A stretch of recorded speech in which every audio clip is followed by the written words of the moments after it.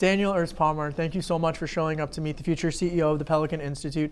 So there's a lot of court cases happening down in Louisiana, especially as it relates to Chevron and retroactive litigation about, candidly, security policies that the government prescribed and was a great example of a public-private partnership during World War II to help us win the war. Yeah. And now flash forward into 2025, 2026, there's a lot of court cases.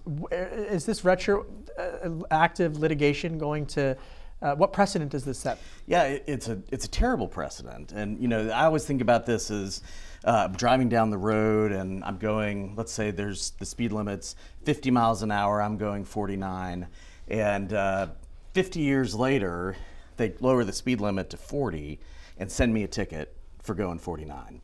This is something that every American, every person can really understand. It's just fundamentally unfair. And if this is allowed to stand in the energy sector, it could apply anywhere. Everyone, everywhere, is at risk for violating a law they didn't know existed, that didn't exist until later.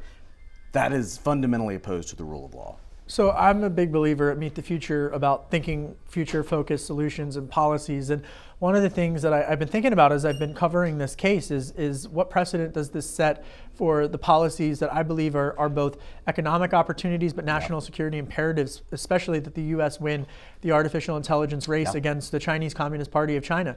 And so what precedent does this set, especially as it relates to updating our infrastructure for AI?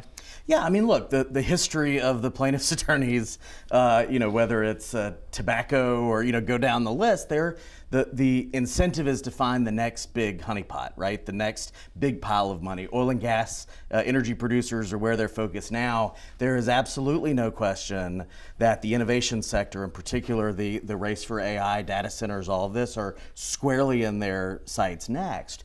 If we look at, for example, in Louisiana, our report just found since the lawsuits were filed, production in Louisiana has dropped 56%, while in federal waters it's up 15%. Wow. So this is a great comparison. They're just right across the line, but because of the lawsuits in the Louisiana waters, production is dramatically down. Now imagine applying that, say, to AI or data centers. We lose that race for innovation and American dominance very, very quickly if you have to price in and count on future litigation, which absolutely will come if these precedents are allowed to stand. Thank you so much for showing up to Meet the Future. My pleasure. Thanks for having me.